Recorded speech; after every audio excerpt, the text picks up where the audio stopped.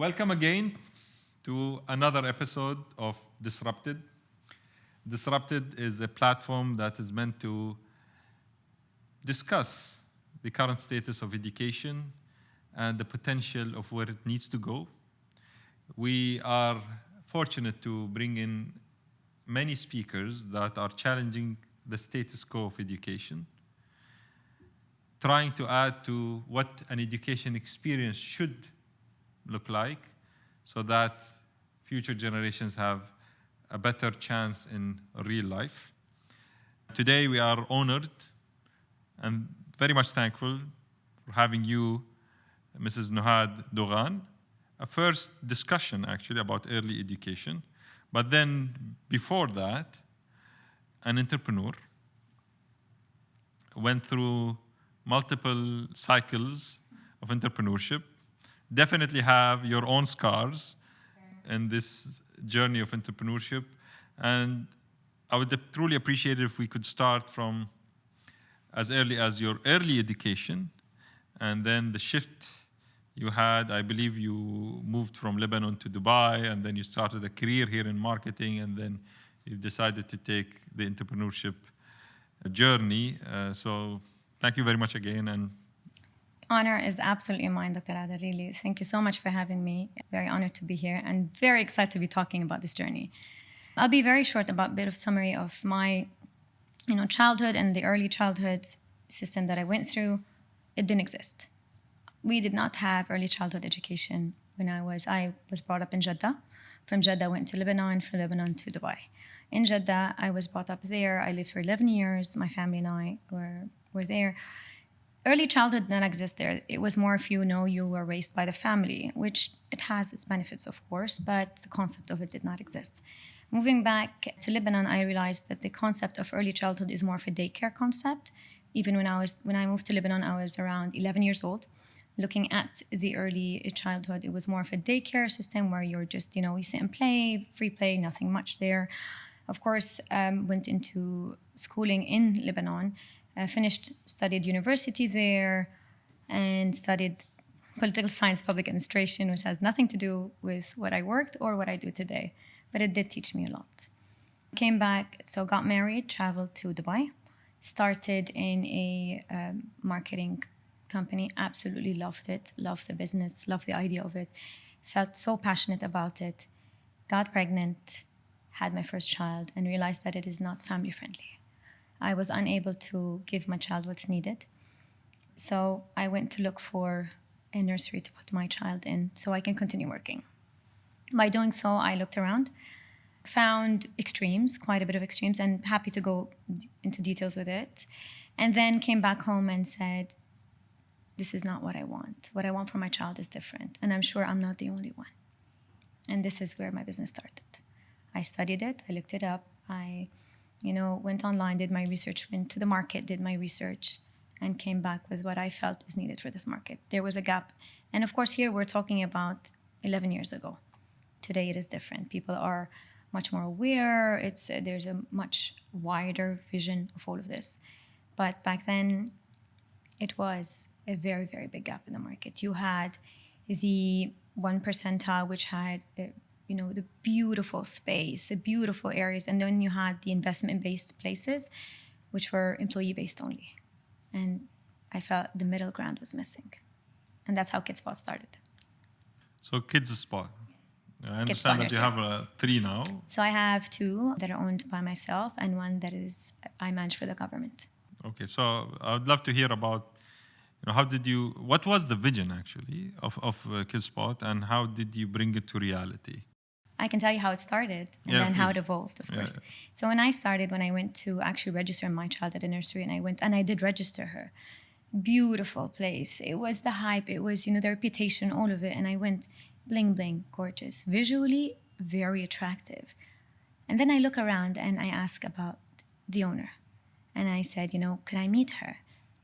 The reaction I got was very, discerning. It was like, why? She's not here. So I asked about the manager. I said, if you need to meet her, please send an email and, we'll find, time. I'm like, okay, so who do I actually know? I said, you know the teachers, the assistants. But we're an expat country. The teacher can leave tomorrow. The assistant can have family issues and have to head out. Who do I know? My child is 1 year old. My child is not a number. My child is a soul. How do I know that the person hiring these people fits my values? How do I know that this person will know who my child is if something happens? And it was a bit kind of like a step back. And then I will look around and I see the kids, and they're gorgeous. They're dressed gorgeously. They look so pretty walking out. And I'm looking at them like, they're so clean. And they looked so nice visually, very attractive. But take a step back and look. Why are they clean midday? What did they do? Did they do anything? 1, 2-year-old should not be clean by midday. They should have done activities, got messy, done things. They should have been like messy. I'm not saying dirty, messy. They should be messy. And it wasn't. So I took a step back. I said, okay, maybe this is not what I want. So I went looking for different places, a bit of smaller kind of places. And I went and I found it was more employee-based. So people in there, it's an investment. People think this is, a cash cow. You come in, you put money, you put a few employees, and yeah, you'll make millions. But it's not the way it works. Where's the value? Where's the ethos? Where are the morals in this? What does it stand for? Like, yourself, you were saying, you built this on a specific value, something you wanted to change. Then it took me back to when I was back in Lebanon. It's more of a daycare. And I said no. Went back home, had a discussion with my husband, and my father had been visiting back then. He said, I have a friend back in Jeddah, and, they opened a nursery. And we had a chat with them, and I found it very interesting. And went around, looked for a nursery and I found one that was closing. Took it down, built it back up, and opened my first nursery. And that's how it started. That's how did that go? Wow, you want the scars of it? I'll take you to the scars.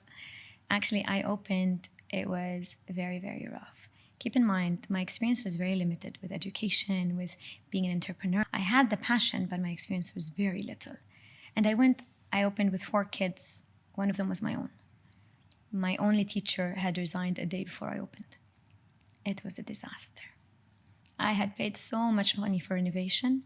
I had the dream, the curriculum, all of it was there. And then come to it, a day before we opened, 4 kids, no teacher. It was, oh my God, those days. And then I remember saying, it's just not going to happen. It's not going to work.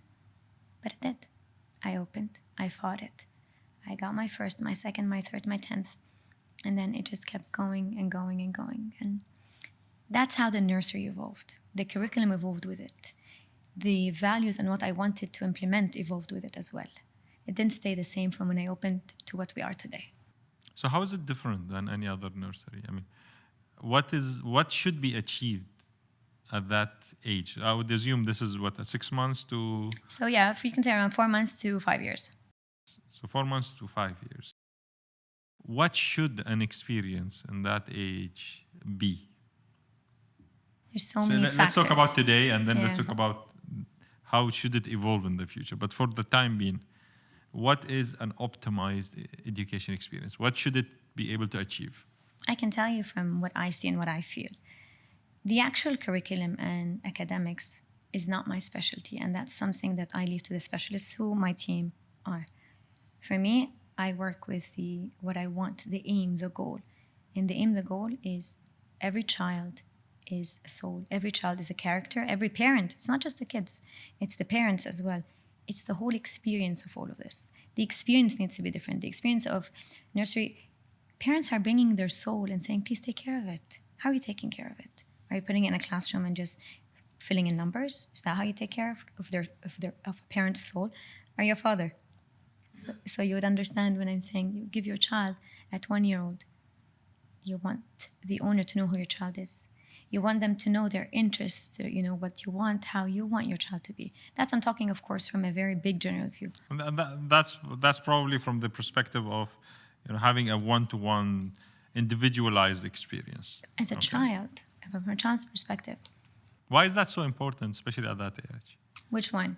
The personalization of the experience and getting to know the child one-on-one. Why is that so important? Because we're very easy to label.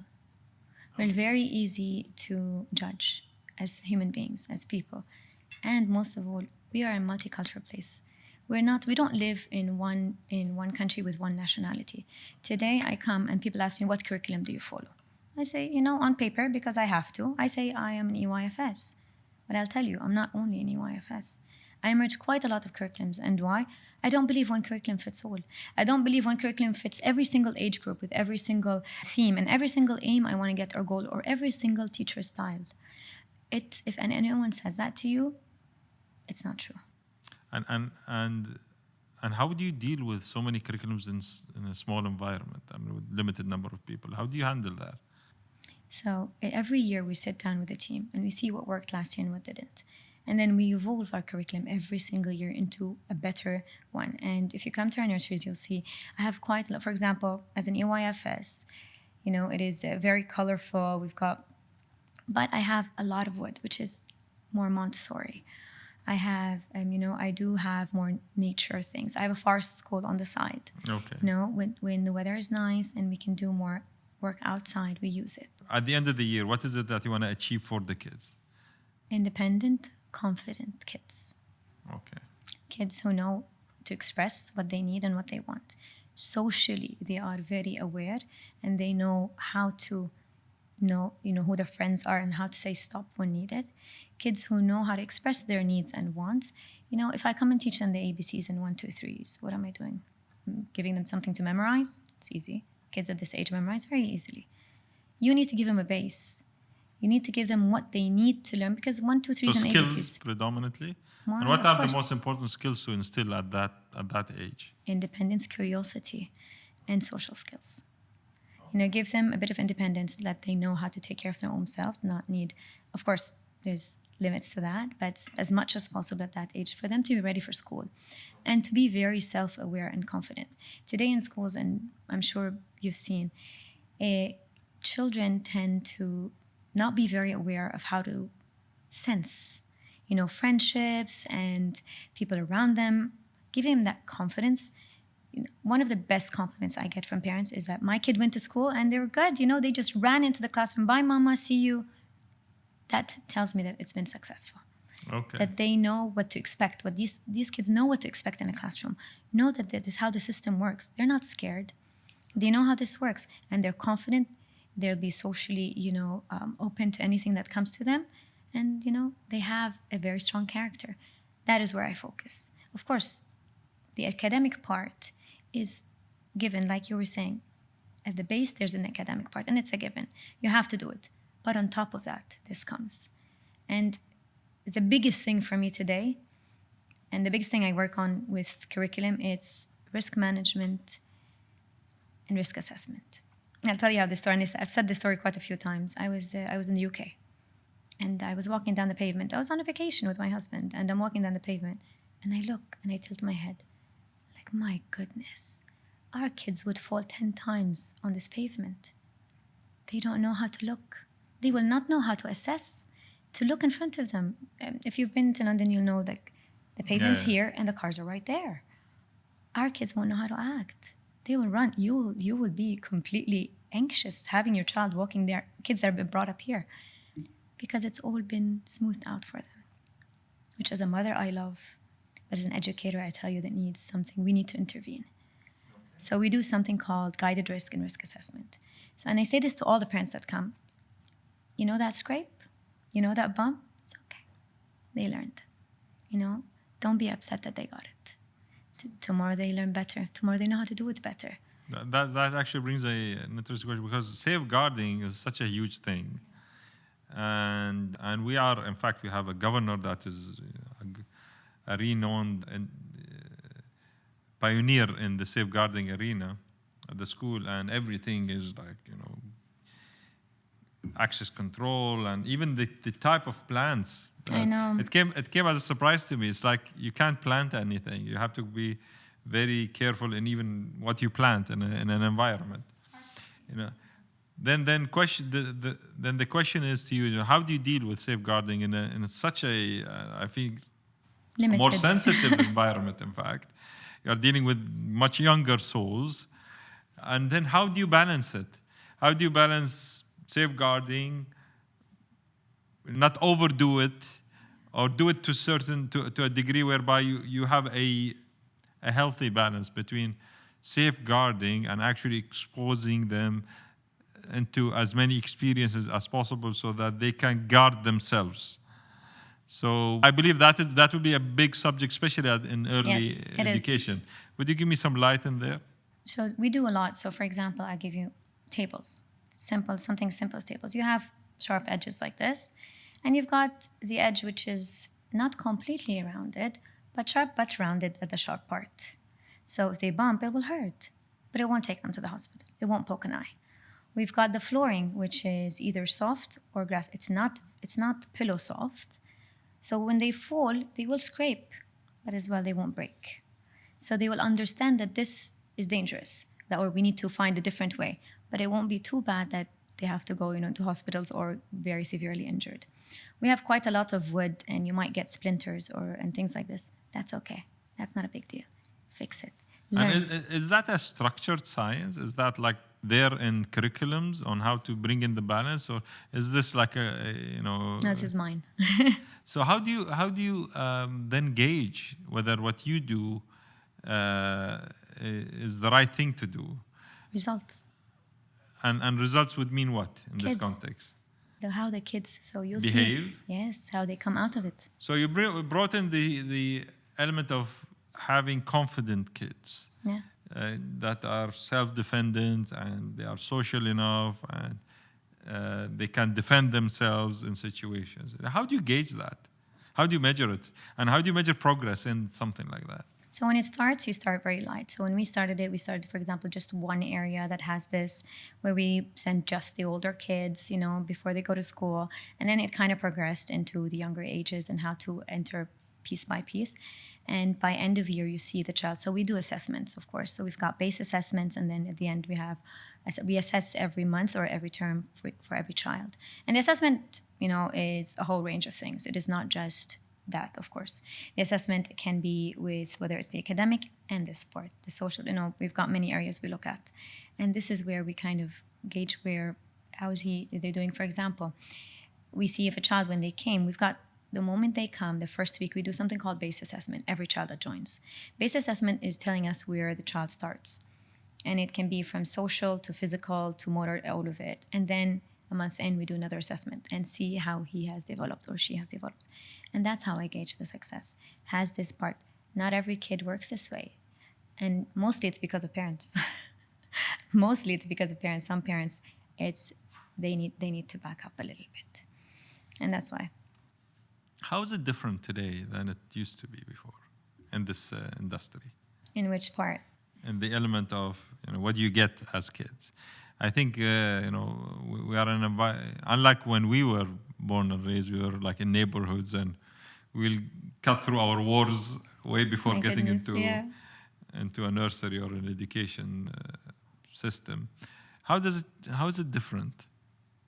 From the kids' perspective. From the kids' perspective. It's very different. And I can tell you, it's mostly because of parents, but kids are very different. The needs and the expectations and the requirements are very different. And so many words to describe what it is. They come in and a lot. So you've got parents that come in and say, so is my child going to be able to count to 100 in a month? And, managing that expectation. And then you've got the parents that come and say, so if my child gets a mosquito bite, how are you going to stop that?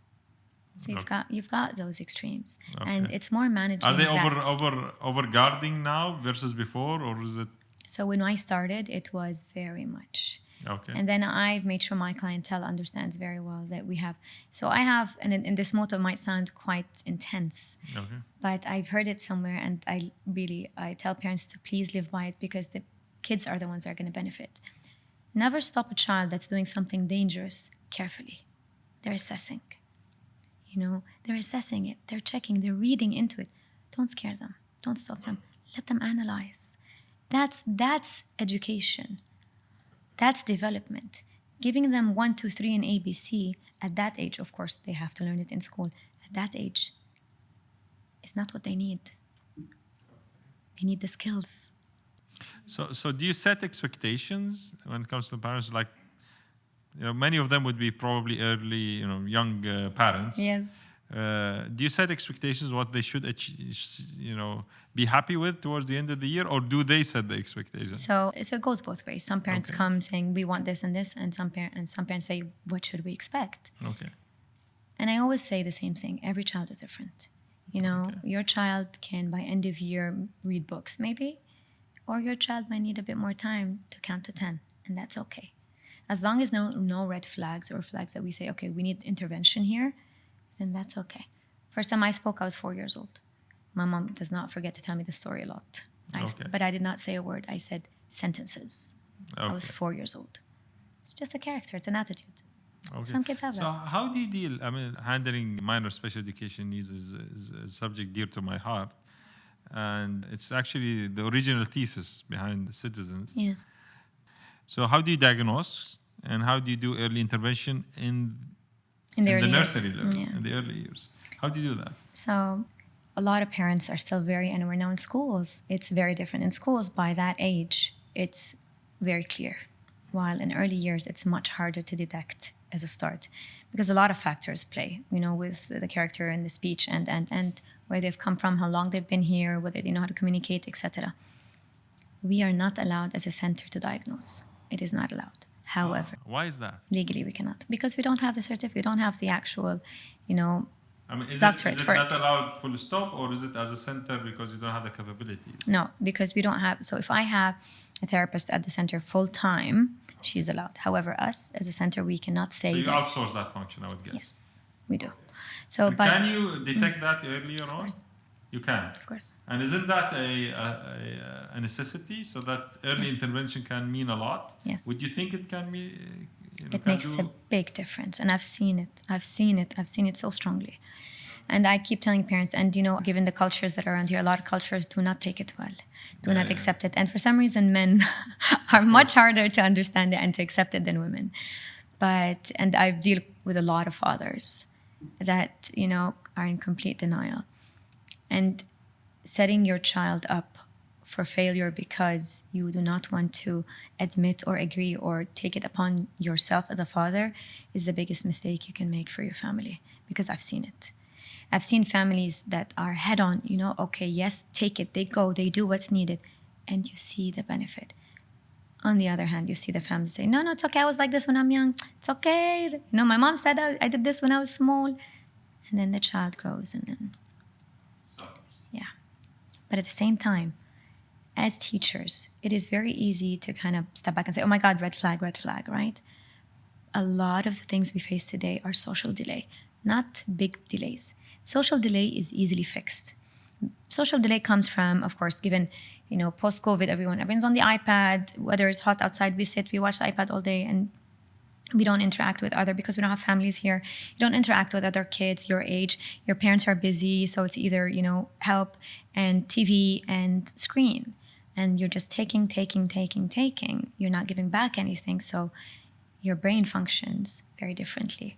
So now you can't do anything without external intervention.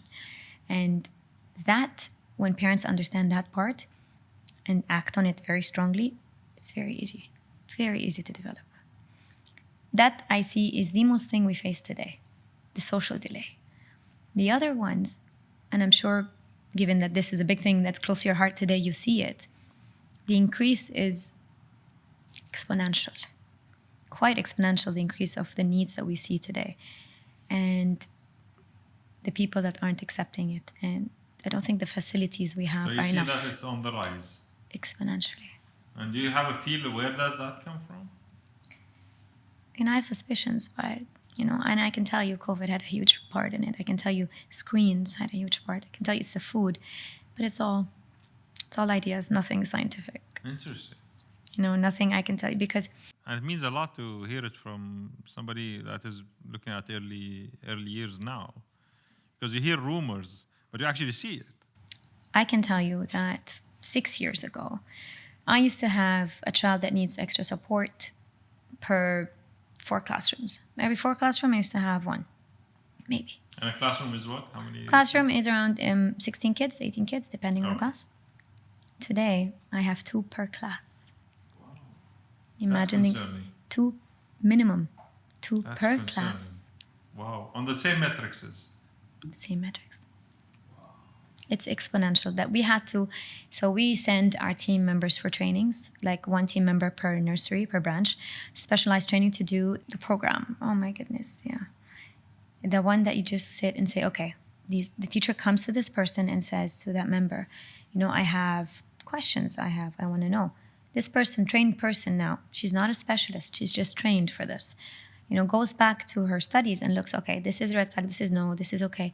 And then we sit with the parents. So we've added an extra layer into our academics to filter what's needed for, students who need extra support. And how do you deal with that? Do you give them extra support at the nursery, or is this like a third party? You send them out to clinics that do this? Or how do you manage that now in the nurseries? Depends on the extent. So it depends on the intensity and extent. So if a child just needs a bit of extra support, it's social delay. Like if it's social delay, usually it's internally dealt with. So we have a team, we do a special program for this child, and this child is taken every once in a while, and we do this. When it's more than that, we bring an external team. We sit with the parents. And generally how we do this, and because we have a lot of parents that don't accept it well, we sit with the parents and go through the milestones. These are the milestones that we would like your child to be in, and this is where he's at or where she's at. And we would like you to go home and work with them with 1, 2, 3. The second they go home and they work with your child, they will notice. They will come back to us saying, okay, they weren't able to do this and this and this. This is where ball is on our court and say, okay, would you like us to have external intervention? Just for an assessment, nothing much. And we do that. Once the assessment is done, it's between the parents and the clinic. It's no longer us. However, we have monthly report system and monthly meetings with the clinic to come and let us know how the child is doing, what they expect from us. And most of the time as well, we have shadow teachers come in.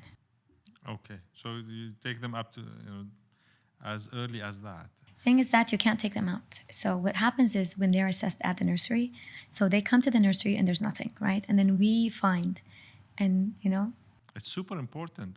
Super important that is diagnosed actually at that, some at things that are, age category. At the school here, Citizens, we have developed an entrepreneurship curriculum that starts from as early as age 3. I'd love to hear how that happens. I'd love to hear We it. create actually a curriculum. And my whole objective is that this is for the ones that are interested in entrepreneurship. Okay, I'm not saying that this is for everyone, but I do have a lot of parents that love the school for that kind of differentiated approach, whereby we start the whole process of readying them towards entrepreneurship and entrepreneurial teams from as early as age 3. Do you think that is possible? Do you think that is something that would be interesting and should be offered in some nurseries? I'm going to ask you a question back to be able to answer this. Do you think you can be an entrepreneur before being an employee? I do think that people mature differently in different ages. I think that training for different lifestyles is important because today the offering is unfair. It prepares for one lifestyle and does not even hint that there is other lifestyles that you should be prepared for to give you better options in life. I think the fact that we are not being trained in teams, we are not being trained to handle failure, we are not being trained to function as entrepreneurs, causes a lot of unnecessary stress in the world and wastes a lot of energy and a lot of talent. This is what I believe the case is.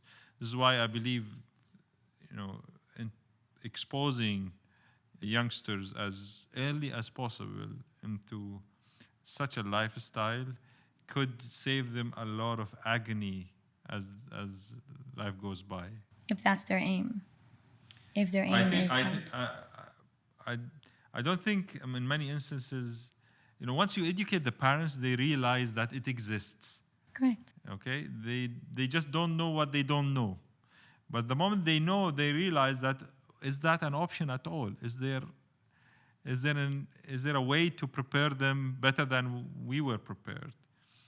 So I think that once they know, it opens their horizons, and they suddenly get shocked. The parents get shocked because they are in the same boxes that we were in. Yes, of course. Okay. Same generation. Once we've realized, that's the beauty about this school, is that the team that developed it are entrepreneurs. They are not educators. Their background was not this is why it's so interesting to hear your story. I'm not an educator. Because you didn't come from an education area. You were not trained as an educator. You did not come from working in a different nursery and then you opened a nursery. You came in with what I believe is an original idea, and you wanted to see if it would work, and it did work for you, and now you have multiple of these setups, and you question everything. And that's because you don't have the background. You didn't come from this. Yes, 100%. So I think it is meaningful that when you don't have the background, you start from scratch. You know, I'm doing this in gaming now. I'm not a gamer. Yeah. And I brought in gamers together, and I said, you know what, we want to create a gaming company. And then I realized the difference between the way I think about business and building businesses and the way they look at gaming. They look at it from a technical perspective. No, they look at it as passionate gamers, but they don't look at it as a business. So it's like, yeah, how was it tonight? It's like, yeah, PUBG have just this, that, or Call of Duty new version came out. We're super excited. We're going to stream about it. It's like, okay, how are we going to make money out of it? Numbers. That becomes a very alien question because you don't have the, But then that's the beauty of having the mix. This is where curiosity has to come earlier on 100%. into the minds of kids. And the want to ask questions and find solutions to problems. And this is where we start the journey, is curiosity, enticing curiosity. And probably systematically evolving that curiosity to ultimately be able to build businesses is what I'm trying to do. I absolutely love it. And to be honest with you, it's very interesting to see how you would want to do that with 3 years. Is it possible? I'm sure that it can be. Okay. How? I'd like to know. Yeah, we've developed a program. I will share that with you. I would like think to the know. more the better, actually getting involved in such I'll tell you, experiences. entrepreneurship now is a big thing throughout globally. And the one thing we need to what we do from a nursery perspective, because obviously entrepreneurship is a big part of Dubai today and the UAE generally. We encourage entrepreneurship with parents. So we have a program called Parents Entrepreneur and Our Entrepreneurs. So we actually, every parent entrepreneur comes and they put their product or service with us and we promote it for them as KidSpot reception on our social media to kind of connect the people together and push the entrepreneurship concept within the community that we have.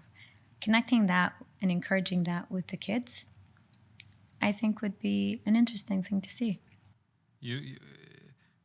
We actually brought up a program. We just started it. Yeah. It's called co-mentoring. Okay. But this works better older ages. On older ages. So we have 35 parents that are now co-mentoring teams with us. It's beautiful. At the school. So we have the academics, the parents, surrounding group of kids, getting involved into projects to develop businesses, basically. And why is that? It's because we in order for the parents to understand the value of the education experience, the entrepreneurial education experience, they need to understand entrepreneurship. So we have two types of parents. We have parent entrepreneurs, and they are actually guiding and mentoring the learners towards teaming up and finding ideas and then evolving products or services and then how to set up a business. And we have other parents that would love to know so that they can help. Yeah. Because we want the experience to go back home also. It wouldn't be very constructive if we try to grow their mindset towards a direction, but then that work gets undone at home. Yeah, of course. Yeah, because they don't know better. That's it. They went into an education, they know what they know. So in order for them to come and help us, they have many options to help us. They either help us being entrepreneurs to expand that, or if they are not, they get to learn what entrepreneurship is so that they expand that experience back home also. So they support. I think that's quite meaningful. I wanted to understand from your side, how does the scene of nurseries look like today? Like, how is it segmented in the market? Okay, interesting question. So nurseries today we've got, some are based on curriculums, some are based on languages, some provide French language, English language, some provide more Arabic. So, the clientele is different around here. Curriculums play, you've got new curriculums coming into the scene, with Rito Amelia, and I think there was a Danish new curriculum coming. So people introducing new curriculums into the market as nurseries. And that's generally how now, and that started a while back. Now it's more community-based and convenience. So now the amount of nurseries that open. So I'm actually on, so we have something called a nursery board group, which is done by the Chamber of Commerce. So I'm on the board. So we're 5 members on the board, and we kind of represent all the nurseries that are in Dubai. And you'll see the board itself, it's interesting because you have people who have nurseries in schools. You have people who have around, I think, 20 nurseries. And then you've got someone like me who has 3 nurseries. And you've got very different curriculums, very different styles in each one of us. And it's very interesting to see because you fit all the clients. You are managing all the clients. However, now it has transformed. Usually it was all in Jumeirah, where villas and nurseries were able to operate. Now it's community-based. So in every community, you'll find a nursery that, convenience is, given Dubai's structure today, is very important. And to be honest, quite a lot of the nurseries have leveled up. And not all have the same values, not all have the same aim and goals, don't get me wrong, no. But from a quality perspective, there's quite a lot that have met at least the minimum good quality. So people want convenience and quality and work for that. Things are enhancing. Should we expect disruption in the nursery industry? Yes, very much. I'd love to hear from you on what could that be, and what's the future of that? In nurseries. So nurseries now, the amount of protocol and the amount of legalities going with, they're kind of filtering through. They're making sure that the strong stay. Okay. They're filtering quite a bit and making sure that you need to be super strong and super capable to be able to stay standing. And that's going to happen through phases. And whoever stays standing are either going to be big dogs, in big ones, or the ones that have very, very strong stance. And then those will be the ones kind of monopolizing. And I think, and that's an idea I've had for a while because I see it coming. And the Emiratization and the need to include the Emirati culture within nurseries is being hit very strong. Now, kind of opening up the local eye into what early years is, as if you are aware that with Emiratis, it is not a very big need yet.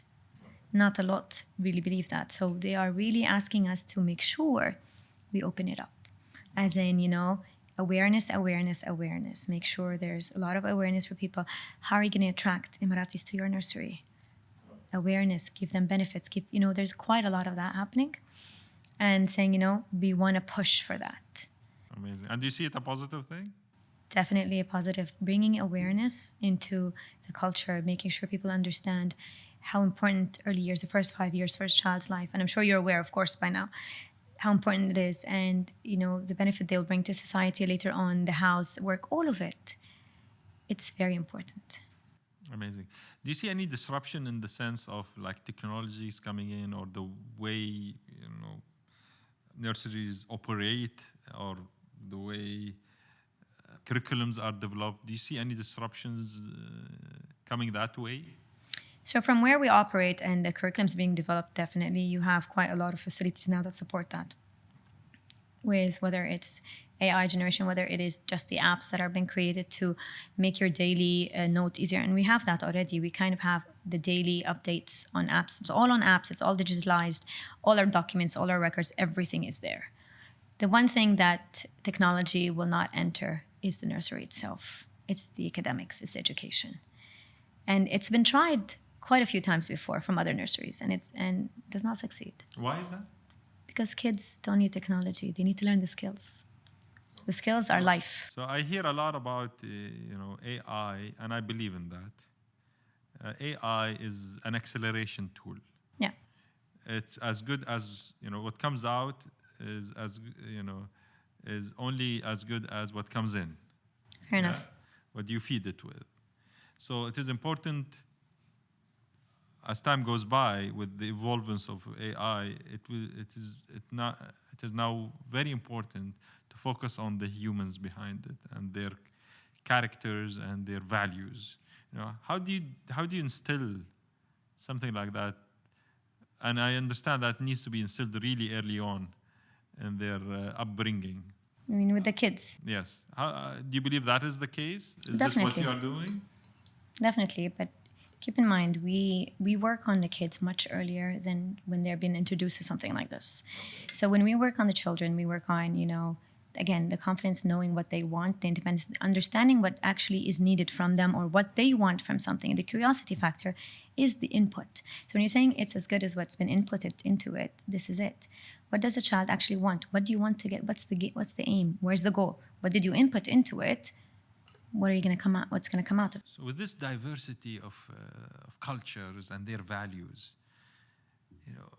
how do you manage instilling values in kids that early on, still satisfying the diversity?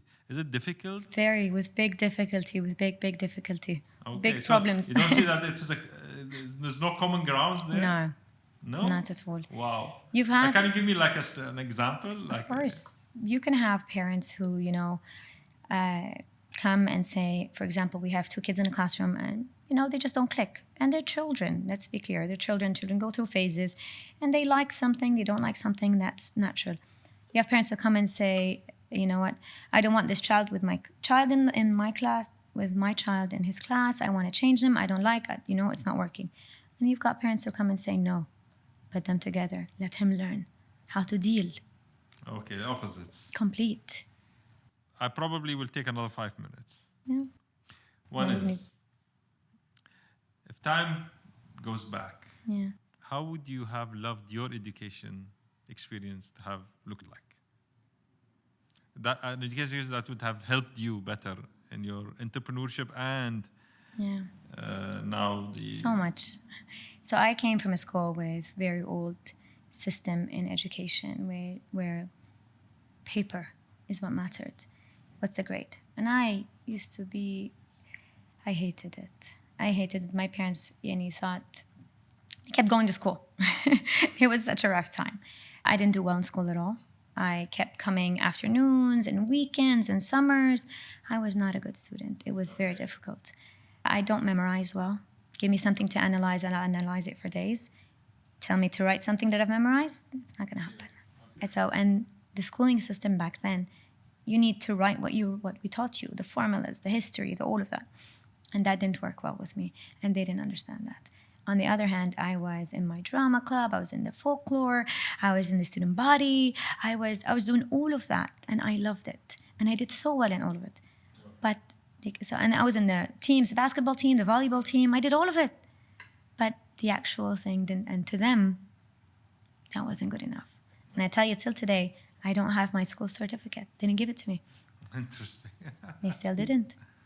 They made sure I passed, of course, and I went to university and did all of it, but I don't have the actual diploma. Interesting. Yeah. Interesting. Words of wisdom. Love what you do. Do it with passion, with love. Have an aim. Have a goal. Don't do it just because you want to do it. Love it, have passion, and have an aim. That's it. Thank you so much. So welcome. Really, thank you so I much hope for you enjoyed this. the session. You have no idea. Okay, amazing. Thank you very much. Truly appreciate it. Anytime. And I hope to have another session with you down the line. Anytime. Once more, once AI penetrates. I would love to see it. I would love to see how you're doing with nurseries. the That'd be amazing. entrepreneurship for young ones. I'd love to hear more about that. For the audience that would like to reach out to you, Yes. connect digitally, how is the best way to get to you? You can go on our website, Kidsbot Nursery, Dubai, and choose whether you want which branch you'd like to connect, and it directly comes through. Amazing. Do you have like public Instagram? Yes, or Kids do Bot you have Nursery. like a code that we can share with them? Kidsbot Nursery Dubai, it's on our Instagram, and you can connect with us there directly there. Amazing. Thank you so much. Thank you Appreciate it. so much.